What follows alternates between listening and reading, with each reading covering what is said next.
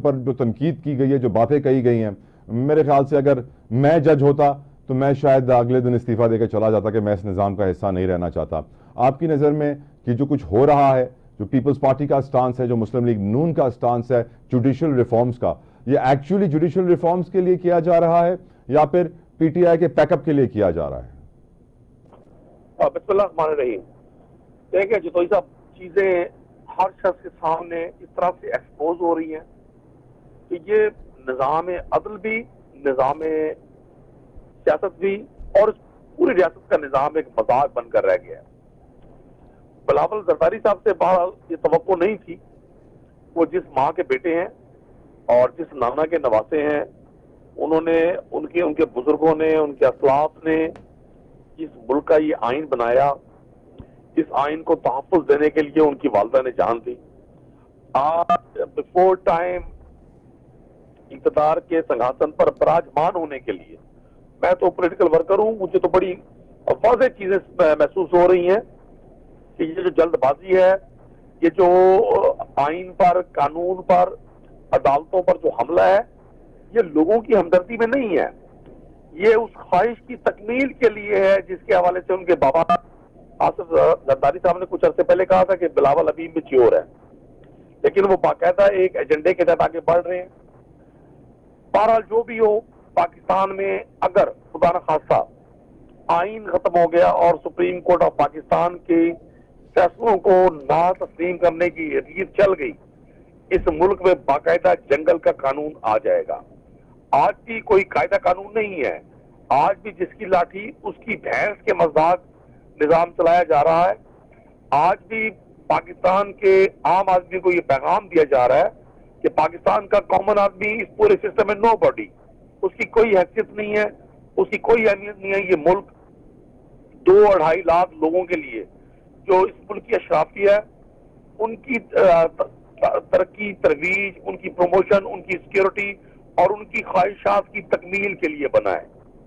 मैं समझता हूँ अफसोसनाक दौर है कि पूरी दुनिया पाकिस्तान के इस निजाम का मजाक उड़ा रही है।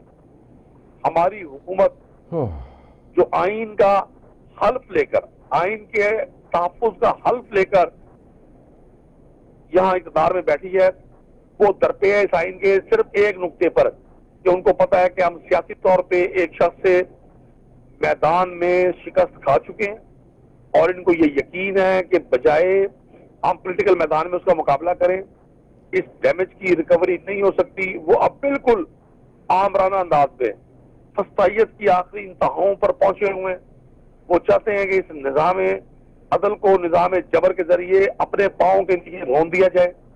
पाकिस्तान के लोगों को ये बताया जाए कि जिसके हाथ में डंडा होगा, अब इस मुल्क के फैसले वो करेगा। आज हुक्मरान अवाम की ताकत के नहीं, डंडे के जोर पर ये मुल्क चलाना चाह रहे हैं।